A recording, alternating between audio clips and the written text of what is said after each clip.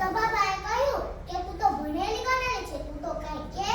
ગંગાએ કહ્યું હું તમને એક શ્લોક મોઢે કરાવું, તે તમે જઈને રાજાને કહેજો, તો રાજા તમને જરૂર ખુશ કરશે અને મોટું ઇનામ આપશે. પછી તો તબાબાએ તો શ્લોક મોઢે કર્યો અને રાજા પાસે જવા નીકળ્યા. રસ્તામાં નદી આવી, નહાવા ધોવા અને ભાતો ખાવા રોકાયા. એમાં ને એમાં શ્લોક ભૂલી જ ગયા. કેટલું યાદ કરવા મથ્યા પણ યાદ જ ના આવે. પછી તો નદી કિનારે જળકુકડી હતી. તબાબાઈની નજર તે જળકુકડી પર પડી. જળકુકડી ખોદતી હતી. તબાબાએ એક ચરણ બોલ્યા, ખડબડે ખોદે તે ખડબડે ખોદે. પછી તો કુકડી તો